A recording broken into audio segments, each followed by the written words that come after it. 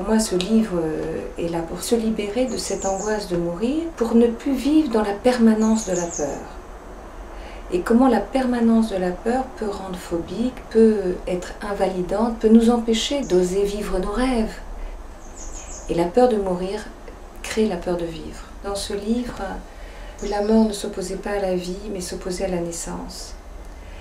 J'ai voulu faire de ce livre un livre vivant, un livre où j'ai interdit le noir, un livre de joie, un livre d'amour, parce que finalement, ce qui est permanent, c'est ça.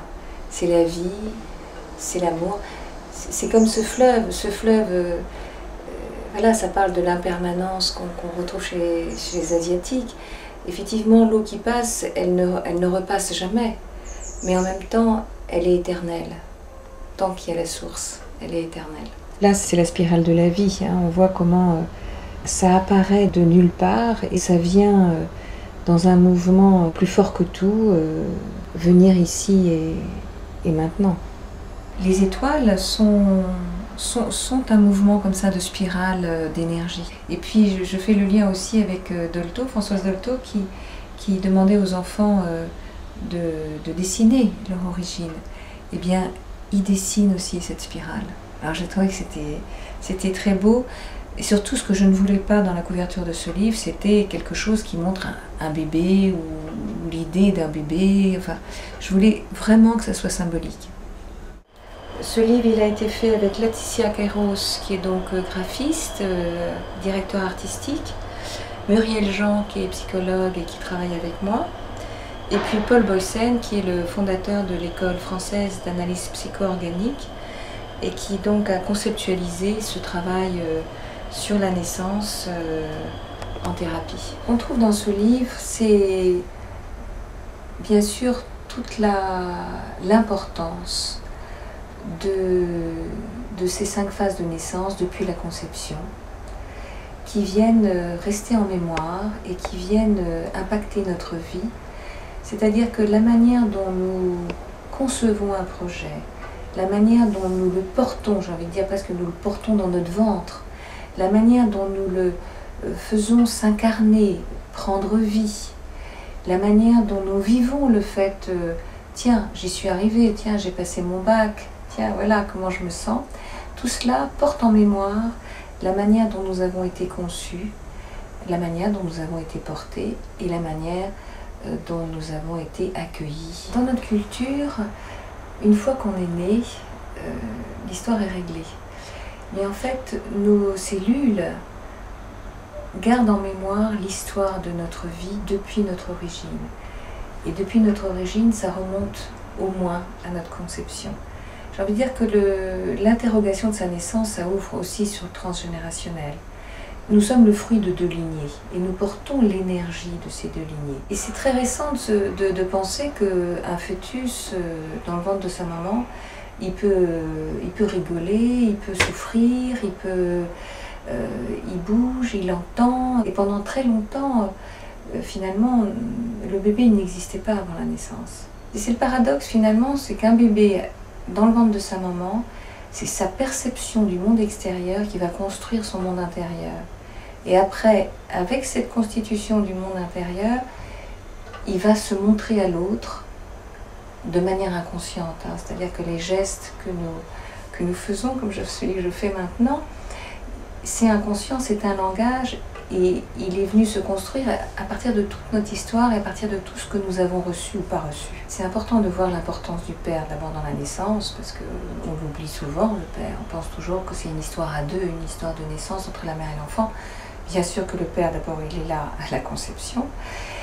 La mère va lui donner, va lui donner cette enveloppe charnelle et émotionnelle, et le père lui donne la reconnaissance, c'est-à-dire le droit à prendre sa place dans le groupe social et sur cette planète. Hein, c'est ça, c'est d'être regardé comme digne d'exister.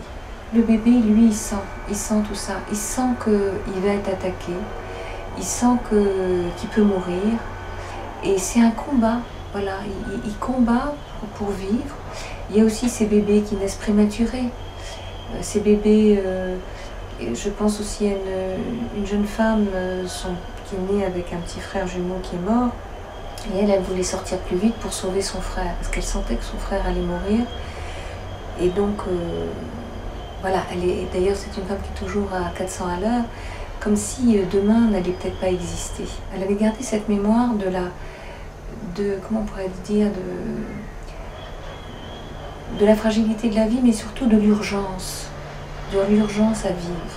Voilà, c'est un petit peu ça ce qu'on pourrait dire son contrat de naissance, c'est-à-dire ce que le bébé pense, parce que le bébé pense en images et en sensations, avant de parler avec ses mots vers 3 ans. Et c'est cela dont elle était imprégnée dans son regard de la vie. Et je pense à un moment donné, dans une conférence, je parlais de la problématique de la césarienne et de ce passage non fait.